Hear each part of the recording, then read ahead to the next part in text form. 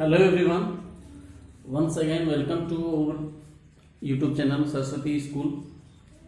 आज हम बात करेंगे कोटा चित्र शैली के उद्भव व विकास के बारे में, जो आपके लिए मोस्ट हो सकता है। पिछले वीडियो में जो प्रश्न पूछा गया था उसका सही जवाब है मेवाड़ चित्र शैली, यानी जो अंतिम जो चित्र शैली पढ़ी थी उसमें उसके प्रारंभिक चित्रों में उसके प्रारंभिक अर्थात बूंदी चित्र शैली के प्रारंभिक चित्रों में किसका प्रभाव है, तो मेवाड़ चित्र शैली का प्रभाव। ये आपके सही जवाब है, काफी बच्चों ने इसके जवाब दिए। आज हम पढ़ने जा रहे हैं कोटा चित्र शैली का उद्भव विकास। इससे पहले हम पढ़ लें तो जो प्रमुख जो शासक है कोटा चित्र शैली के वो कौन कौन से हैं। देखिए, सबसे पहला जो शासक है वो है माधो सिंह। कौन है? माधो सिंह। ठीक है, इसको आप यूं इसी हिसाब से याद कर सकते हैं, माधो, राम, भीम, उमेद और राम, ये इनके प्रमुख शासक हो गए। सबसे पहले माधव क्या करेगा, इसकी स्थापना करेगा, कोटा की स्थापना करेगा सन 1631 ईस्वी में। तो इसके हम बाद में इसके हिसाब से पढ़ेंगे। तो सबसे पहले आपको याद करने की ट्रिक है माधव, राम, भीम, उमेद, राम। माधव, राम, भीम, उमेद, राम, ये कोटा की क्या हो गए, प्रमुख शासक हो गए।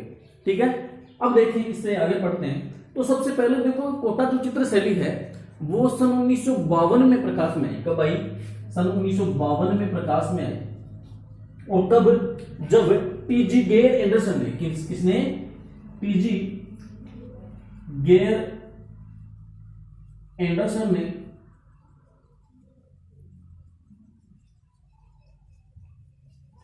अपने जो निजी चित्र थे, अपने निजी चित्र किनको भेंट में दिए? निजी चित्र एक अल्बर्ट म्यूजियम लंदन, कौन सा? अल्बर्ट म्यूजियम जो लंदन है उसको क्या दिया? इसने भेंट में दिया। तो आप ये कर सकते हो, विक्टोरिया एंड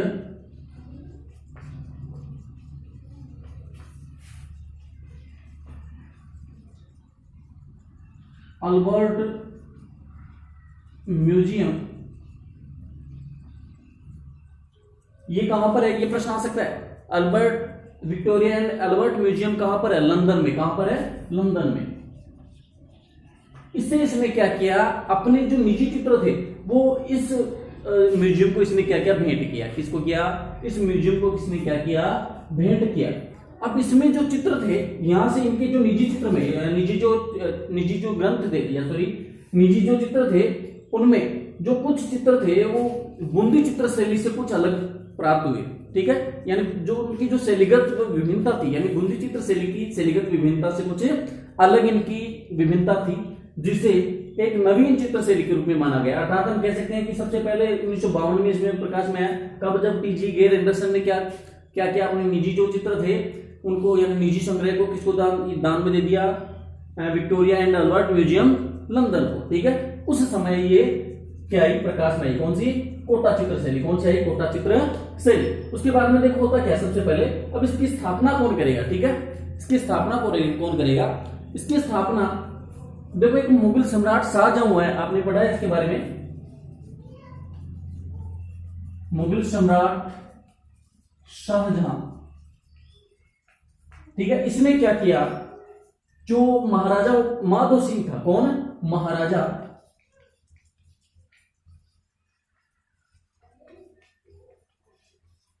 माधो सिंह को इसने क्या किया, जो हाड़ौती जो चित्र शैली है, ठीक है, सॉरी हाड़ौती जो प्रदेश है, हाड़ौती प्रदेश आपने राजस्थान में देखा होगा, इधर वाला जो भाग है, ये वाला जो भाग है, यह हाड़ौती प्रदेश कहलाता है। क्या कहलाता है? हाड़ौती प्रदेश कहलाता है। ठीक है, तो इसके आसपास कोटा, बूंदी, झालावाड़ के आसपास का जो क्षेत्र है वो हाड़ौती प्रदेश कहलाता है। तो इसने क्या किया, यहाँ की जो जागीर है वो माधो सिंह को भेंट दे दी। क्या कर दी? माधो सिंह को इसने भेंट में दी। किसने दी? शाहजहां ने। किसको दी?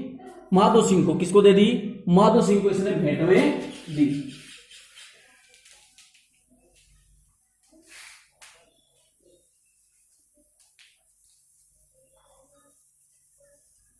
इसी के साथ इसका जो उद्भव विकास है वो प्रारंभ हो जाता है। अर्थात कब? लगभग 1631 ईस्वी।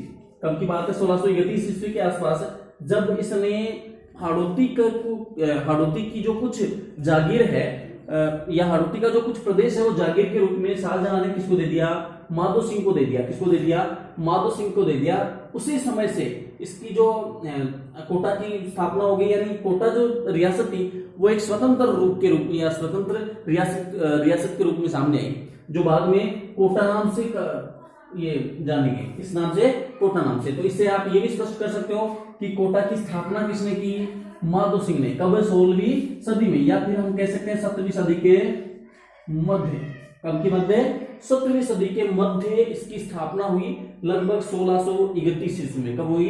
लगभग 1631 ईस्वी में। ठीक है। इसके बाद में क्या होता है, यहीं से यानी 17वीं सदी के मध्य से जब इसकी स्थापना होती है तो कोटा चित्र शैली का जो उद्भव विकास है वो भी लगभग इसी समय से माना जाता है। कब से?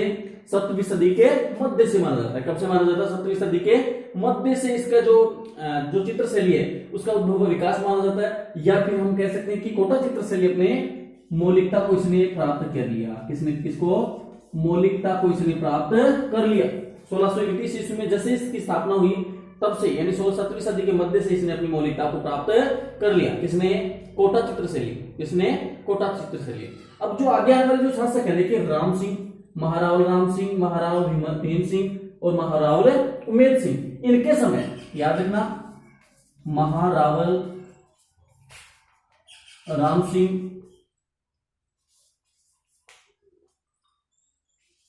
उमेद सिंह और भीम सिंह, इसके बीच में भीम आएगा। ठीक है। माधव राम, भीम, उमेद राम, ये कंटिन्यू है। तो महारावल राम सिंह, फिर भीम सिंह, उमेद सिंह, इनके समय जो चित्र शैली थी वो अपने चरमोत्कर्ष पर थी। किस पर थी? चरमोत्कर्ष पर ये जो चित्र शैली है वो रही। तो ये भी प्रश्न पूछा जा सकता है कि किसके समय कोटा चित्र शैली अपने चरमोत्कर्ष पर रही? किसके समय रही? महारावल राम सिंह, महारावल उमेद सिंह और महारावल भीम सिंह के समय ये जो चित्र शैली थी वो अपने चरमोत्कर्ष पर रही। अब इसके अलावा अगर देखा जाए तो इसमें जो विषय मूल रूप से जो हैं वो, क्योंकि ये हाड़ौती प्रदेश का एक प्रमुख केंद्र रहा, अतः वहां पर भी आपने देखा था कि वल्लभ संप्रदाय का प्रभाव था। तो अतः हम कह सकते हैं कि इसमें जो चित्र बने वो कृष्ण विषयक चित्र बने, या कृष्ण लीलाओं से संबंधित, राधा कृष्ण से संबंधित जो चित्र है वो अधिक बने। राधा कृष्ण विषयक चित्र बने, राधा कृष्ण विषयक इसमें चित्र बने। लेकिन यहां पर जो शिकार दृश्य, कौन से? शिकार दृश्य भी महत्वपूर्ण रूप से इसमें चित्रित किए गए। किसमें? कोटा चित्र शैली में। किसमें किए गए? कोटा चित्र शैली में। ठीक है। इसके बाद में इस पर 19वीं सदी के आसपास एक नवीन जो प्रभाव हो जाता है जिसे हम कैसे कहते हैं? पुष्टि मार्गी संप्रदाय। कौन सा संप्रदाय? पुष्टि मार्गी संप्रदाय।